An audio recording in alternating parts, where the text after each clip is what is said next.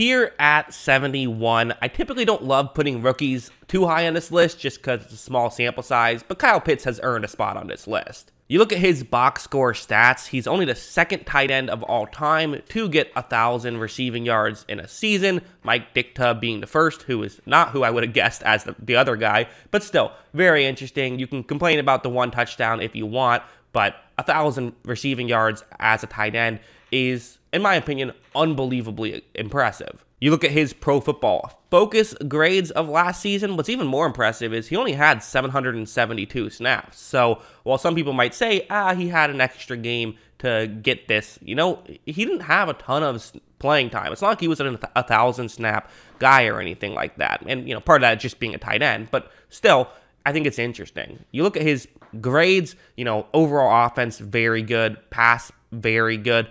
Blocking, not quite as good. And that's probably why I can't put him in the top 70, is because he isn't a complete tight end at this point in his career. But I think it's worth noting, tight ends historically suck as rookies. The fact that he's a legit, really good receiving tight end as a rookie is very promising, and he can definitely become a complete blocker. A lot of tight ends do that sort of later on in their career as their bodies fill out more. But I also have to say, going over to a play like this, calling Kyle Pitts a tight end almost feels like cheating because there's so much else he does besides being a tight end. Like on a play like this, he's just straight up being a number one receiver. That's what he's doing. He's an outside receiver with a single safety deep, running a deep route. I mean, this is stuff that you hope that your number one receiver can do. They're having Kyle Pitts be the guy here.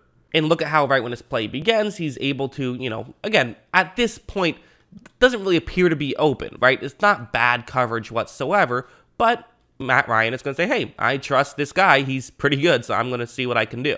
You see Matt Ryan makes a great throw, but look at how Kyle Pitts is able to be explosive enough to just run by that defensive player, and he's able to make the catch. It was a really good throw by Matt Ryan as well, but great stuff, I thought, from Kyle Pitts to be able to accelerate that well. And again, these are the most important and most difficult routes for receivers to be able to run. Kyle Pitts is still a tight end by name, and he's able to do this stuff. So because of all of that, I had to put him on this list and put him relatively high here at 71.